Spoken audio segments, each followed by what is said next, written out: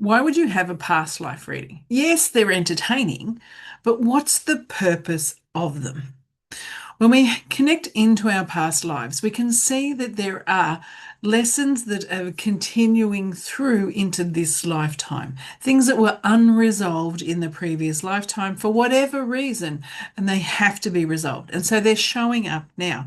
So when we're connecting in to do a past life reading, not only are we getting all the details that we would get, we're looking for where there is a thread that carries from one lifetime to the next, because that's where we can see where the work has to be done in this lifetime. So I'm going to share with you a recent past life reading that I completed. In this reading, and it was shown to me like a video. So it was an experience where I had to describe everything that I was seeing because I was seeing like I was watching a television show. I was able to see the era that this past life occurred in. So it was in the 1600s, based on the environment and what I could see too. I was aware that it was in America, so I could describe the building, so what the house was made of, and it was an unpainted log cabin. I could also see that there was horses and wagons and this type of vehicle or movement apparatus there.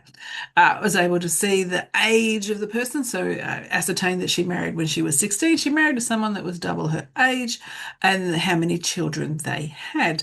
That one died very young because I could see the crib, and I see it was made of wood. It was a one that sat on the floor, quite small, and that's what the crib was. Uh, it actually did have a bit of a hue to it, so it was like it was lime washed. And then the other children, that she had four children there, and one sadly passed very young. And then the characteristics of the other children. Also could ascertain the dynamic between her and her husband and what that relationship was like. And it was a very volatile relationship there. And what her desires were in that lifetime. She was a really great mother there. Got to see how her oldest child grew up, what the fate of her other children and the things that they went through and the things that she was aware of and witnessed in that space. And her goal was that when she was teaching her children, she really wanted to be able to teach the children in the town next to it because it wasn't very far from where they lived and she could get there easily and she wanted to be able to teach them. She was not allowed to teach them. Her husband wouldn't allow her to teach them. And in this, her husband lifetime, her husband was very unregulated with his emotions, couldn't control his emotions and expressed them physically towards the children. And it was not a very nice environment for her. I was able to see how she passed and the ages she passed, and she sadly passed because she was going to get water at a well, and she broke her leg on that journey there. And then, as a result of that broken leg, she got an infection in her body and passed that way.